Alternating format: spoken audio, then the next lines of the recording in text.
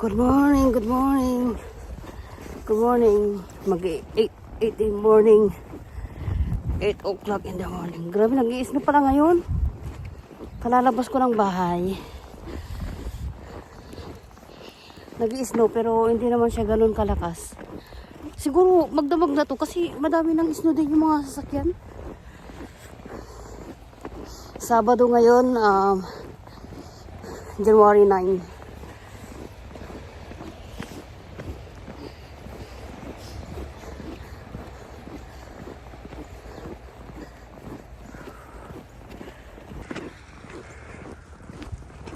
Oh, walang naglinis ng daanan dito sa itong footwalk, walang nilinis nila to kahapon. Grabe, ang kapal-kapal ng snow ngayon. Nung yan, nung Thursday, Merkules tsaka Thursday, nag-snow non-stop. Wow. Hindi siya madaling matuyo matunaw pag malamig. Ngayon kasi -9 ngayong araw. Hindi natutunaw pala yung snow pag malamig. Matutunaw lang siya pag uulan. Pupunta ako sa ngayon sa bus stop. Hindi naman siya ganun kalamig kasi warm naman yung suot ko. Tsaka -9 lang siya, hindi siya 2 digit. Kasi kung malamig, kanina pa nagaan kamay ko, hindi ako nagsuot ng gloves. Kaya okay lang yung lamig. Kaya pa. Nag-i-snow. See?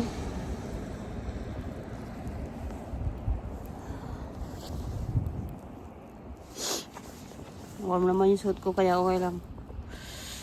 Ang aga ko kasi, today is my first day of my French class. So, mag-aaral ako ng French kasi nandito ako sa Quebec. Ang kagandahan nun is, wala siyang bayad. It's free. It's totally free. Pagpunta mo dito sa Quebec, pag dito ka sa Quebec pupunta, nandito na ako sa parang waiting shed. Nihintay ko kasi yung bus. So, yun. Okay naman yung mga dito. Pagsasakay ka sa bus, sa train, napaka-warm. So, sa labas lang talaga yung malamig. Kaya, bago ka lalabas, i-make sure mo yung apps ng yung mga bus. Kung anong oras sila darating, tsaka ka lumabas para hindi ka maghintay ng matagal dito sa waiting shed, dito sa labas. Kasi mga bus dito, tagal dumating mga every 30 minutes. Kaya yun, check mo muna bago ka lumabas para hindi ka lamigin ng bongga. Nag-snow ngayon, pero okay lang siya, hindi ganun kalamig kasi hindi siya mahangin. Yun ang kagandahan, wag lang humangin kasi grabe pag humangin, iba na, lamig. Ang lamig as in pag humangin. Hintay ko yung bus 8 minutes. 8 minutes darating siya. So yun nga, pag dito ka sa Quebec pupunta, gusto mo mag-aral ng French. So yun, it's free. Pagdating mo, magpunta ka lang sa mga school, tapos mag-enroll. Ang mga kailangan lang is kailangan nila lang yung yung ID mo. So syempre, dadali mo yung passport kasi wala ka pang ID. Yun lang ang may papakita mo. Tapos yung SIN, social insurance number. In short, SIN ang tawag. Tapos yung work permit. Yun yung tapos yung CEQ na galing sa sa consultant. So yun yung mga requirements pag pupunta ka pag mag-enroll ka ng French dito sa Quebec. Pag mag-enroll ka sa school. So yun. Tapos pagdating mo doon, mag-inquire ka. Madali lang naman. Piliin ka pa kung anong schedule mo gusto. May araw, mayroon din yata ang gabi. Meron ding weekdays, meron ding weekend. It's up to you kung anong availability mo. So, yun. Nag-snow talaga,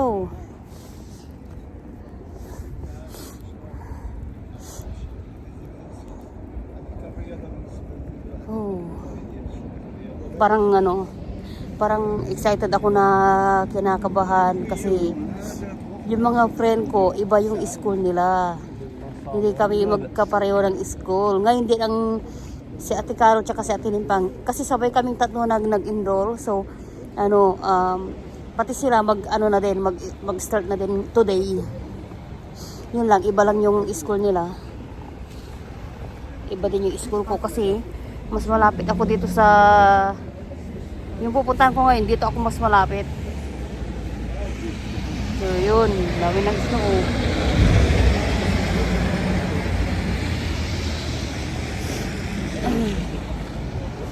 Kinakabahan ako kasi ano, pero yun nga, excited na kinakabahan kasi makakamit ako ng iba't ibang nationality. Tapos ano, syempre yung friends na ano, nako, sana makayanan. Sana makayanan natin yung French. Parang dugo na yung ilong ko, hindi pa nag-uumpisa. Dito sa amin, malapit dito sa amin.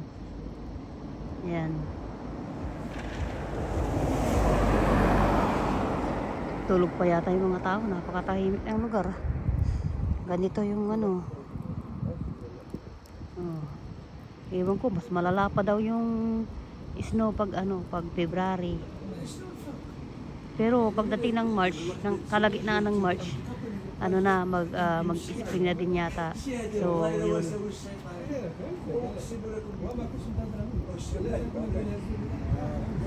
5 minutes pa yung bus ko. Yung snow, oh. Nahulog. Tingnan nga natin kung may drawing. Parang blurred, ah.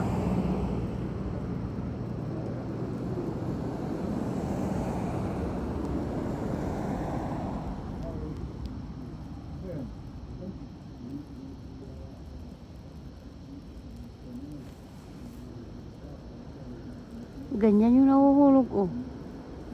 Wala akong makitang ano.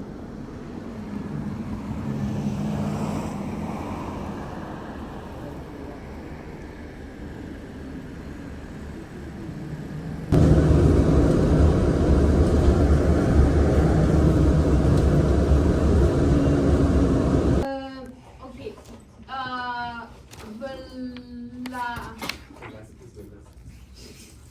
C'est toi? Ouais. Merci. Rosalinda? Oui. Donc, c'est Maribel? Oui, oui, c'est Maribel, oui. Non. I guess. My eyes. Lamig. Hi guys. Hindi nakikita yung nasa likod ko. Yun, yan yung pangalan ng school. Kalalabas ko lang, katatapos lang ng klase. 9 to 12, so 3 hours siya. Okay naman. Wala akong maintindihan. Grabe. Kasi nag-French talaga yung salita nung yung teacher. Tapos, ay, lamig ah. Pero, minsan, nag-English din siya pero wala lang. So, more on French yung salita niya. Mga 15 kaming 15 kaming estudyante. Iba-iba. May Indian, may Pakistan, may Bangladesh. Ayun, may Pinoy, 2 kaming Pinoy. Tapos, may puti din, may itim din. Tapos, yun. Siguro mga kaedad ko yung iba or yung iba mas bata. Yun lang, mukha lang kasi silang mature tignan. Ito yung weather ngayon, oh. Lamig. Parang lumalamig ah. Kanina umaga pa nag-i-snow eh. Hindi pa pala siya tumigil until now. Ayun oh, may araw oh. Ano na, ay alas 12 eh. Yung kutsi oh. Mukha namang mababait yung mga estudyante. Yung yung tinuturo ng teacher. Lahat ng tinuturo niya, yung mga words, mga sentence. Ngayon kasi na sila, sentence na eh. Mga numbers, ganon. Basta marami kong mag-review para hindi ako nganga. 'Di ba? Ang cute naman nito, oh. Ang ganda. Cute.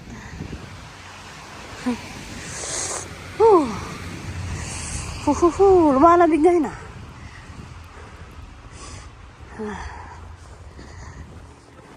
Minus 7 pala yung weather ngayon. Pero ang lamig. Kasi may snow. Mag-isa lang yung naglalakad. Pupunta ako sa metro sa Sakaya 100.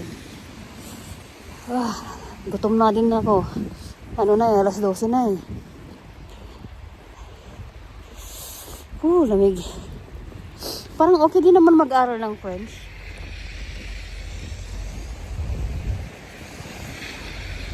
Parang hindi naman siya boring. Parang nakaka-interesado. Yung moment na nagsasalita yung teacher, gusto mong sumagot. Kaso hindi ko ka makasagot kasi hindi mo pa nga alam yung French, di ba? So, parang interesting.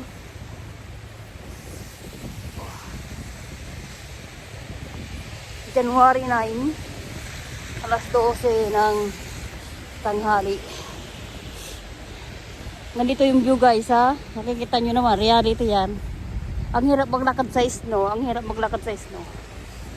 Reality. Pero kahapon nag-stop yung snow. Ngayon nag-snow ulit konti. Ang hirap niyang matuyo kasi ang lamig ng weather, minus. Mas malamig to pag umaraw. Tapos minus yung weather. Ang lamig-lamig nun.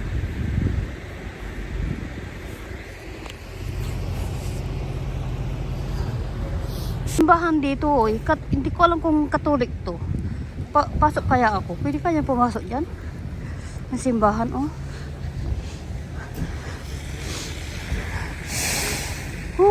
Gutom na ako. Pero may baon naman akong sandwich. Saan ko kaya kakainin yun? Uuwi na kaya ako para magpahinga. Kasi Lunes hanggang Biyernes, trabaho. Tapos Sabado, Linggo, school.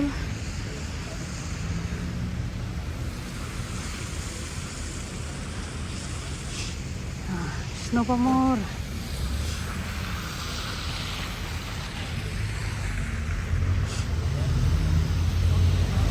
Hindi yata hindi yata Catholic Church to, baka ibang lahi. Ano pa yung church eh?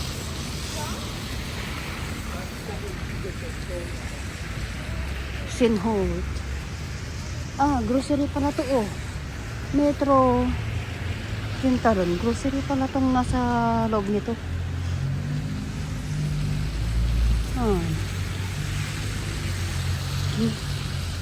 Punta na ako dito. Punta na ako sa metro. Doon na ako mamili doon sa sa area namin kasi mas kabisado ko doon. Hindi na ako magpaligoy-ligoy. Babalik pa naman ako dito bukas kasi Sabado, Linggo yung school. Ang putik talaga yung kalsada. Kaya ang dumi-dumi ng mga sasakyan.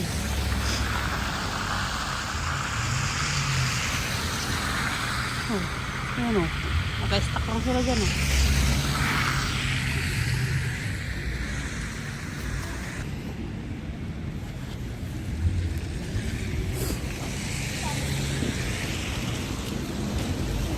Pagid na.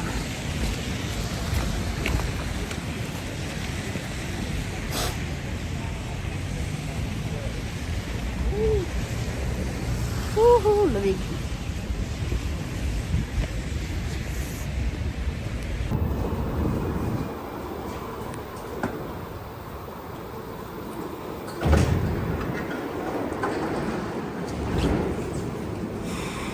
Survey.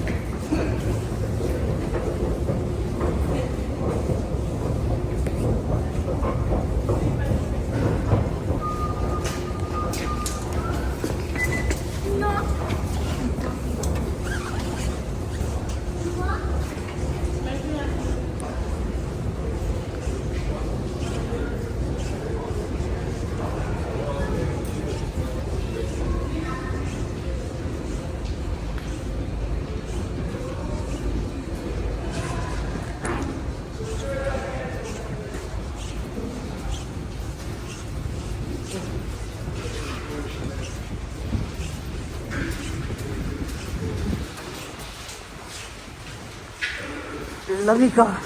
Dito pa lang, nararamdaman ko na yung hangin. Ang lamig-lamig. Wala. Ramdam ko na yung hangin mula sa labas.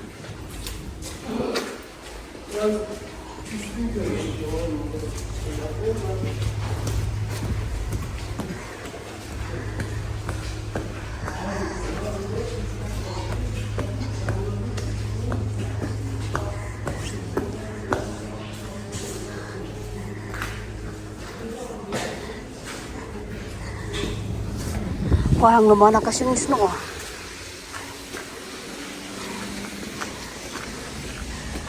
Uy!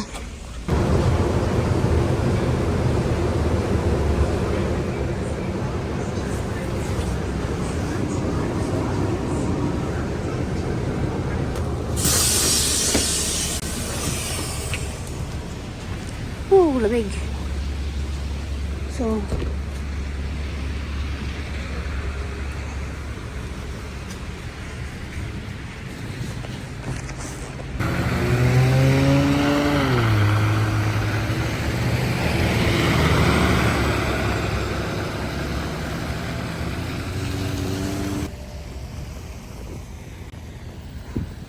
daming snow oh.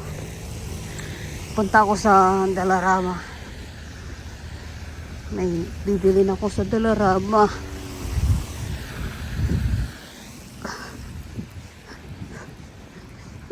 Magtitingin na din ako ng ano dyan. Makakain. Hindi pa ako nag-lunch. Dito na lang ako tatawid oh. Putik oh. Putik ng kalsada. Nakikita niyo ba yung mga sasakyan? Ang dudumi oh. Ganito pala dito sa Canada.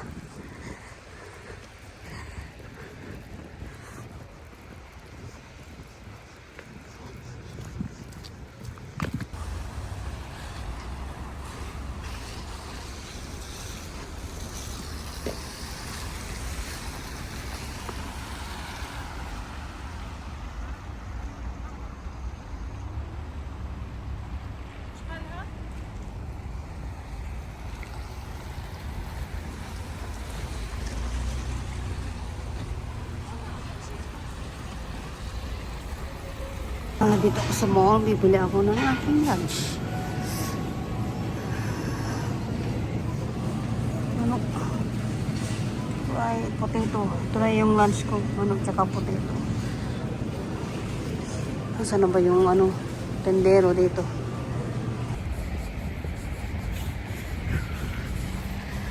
Tapos na akong bumili ng ano, mga kailangan ko. Tapos, bumili na din ako ng lunch ko. Sa bahay na ako kakain. Para mas ma-feel ko yung kain. Malapit lang naman yung bahay dito, mga 10 minutes walk. Nalakarin ko na kasi yung bus, tiyanik ko, 18 minutes pa yung dating niya. Kaya, nalakarin ko na lang. Exercise na din. Hindi naman siya ganun kalamig. Kasi warm naman yung suot ko.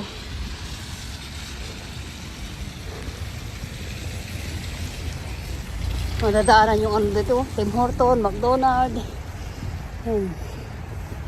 So, nakain ko na lang, maaga pa naman. Hindi na ako gumala. Kapagod. Parang everyday na akong nasa labas. So, uwi na ako ng maaga kasi bukas lalabas ulit.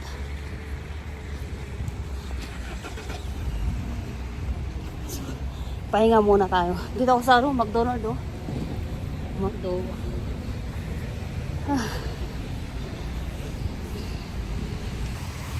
Ay, Magdo. Okay, doon ako pupunta. Tatawid ako. Tatawid ako dito. Yun, tapos ang ganda oh. Wow. Napaka ano niya.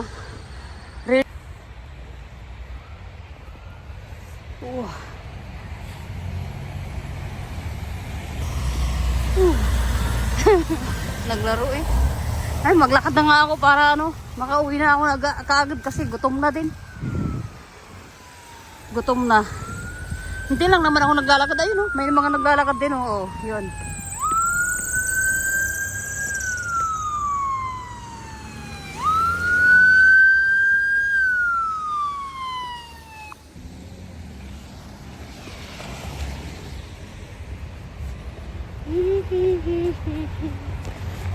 maglalakad na. Ano na, nakaano na yung traffic light. Ganito dito sa Canada.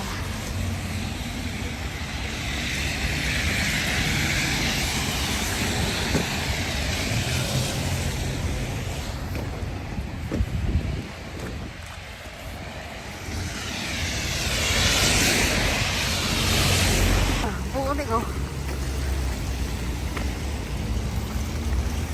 Dito ko dadaan sa ano, may sa ilalim ng tulay.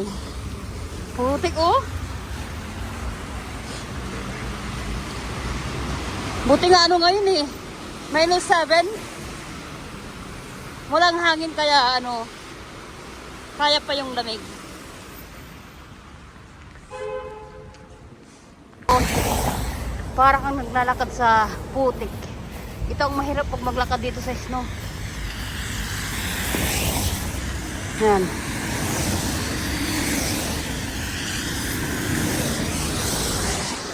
Ay, ang puti ng kapaligiran. Pero ito, minsan madulas. Mas maganda pong maglakad yung dito, ganyan. O, kasi hindi pa siya madulas. Pero, mahirap talaga maglakad.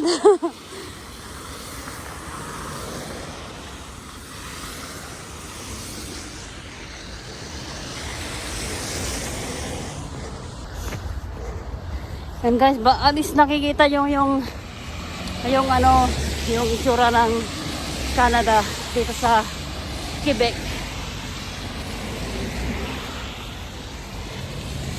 Doon ako galing sa may ilalim ng tulay.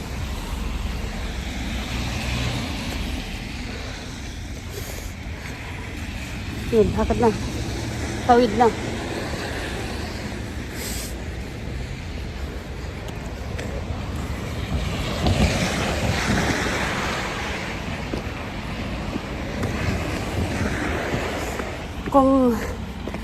Guys, kung may katanungan man kayo, pwede kayong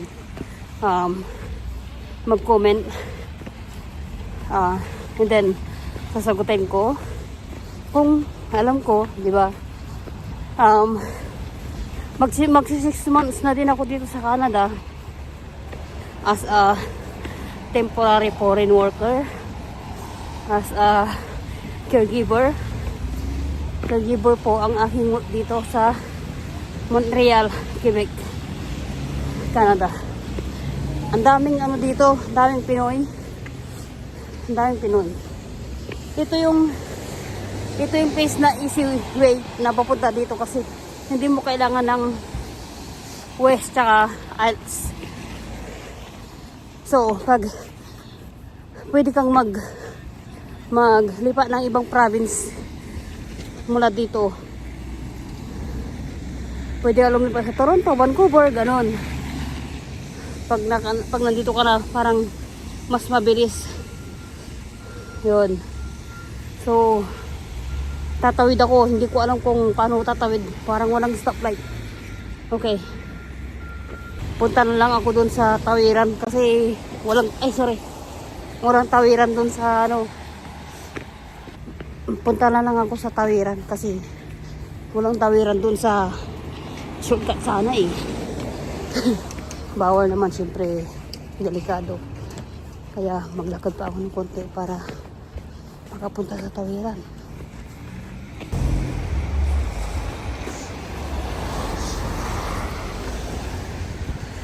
Hindi pa tumitigil yung snow. Pero mahina lang naman siya.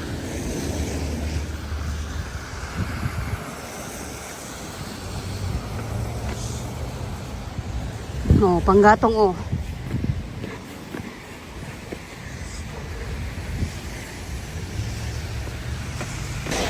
Malapit na ako sa bahay.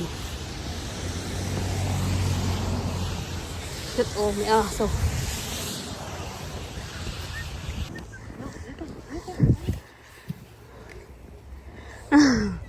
Nice. May ano, batang mga naglalaro. Oh. Cute. Pwede nga umiga. Oh, ang linis ng ano. Oh, ang linis ng snow. I mean, yung walang step-step. Kaya, walang umapak-apak. Kaya, parang ang sarap maghiga-higa. Oh.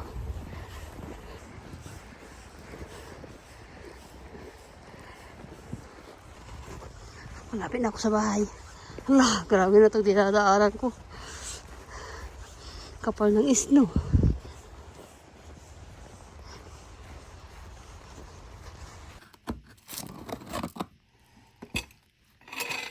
May coleslaw, may gravy.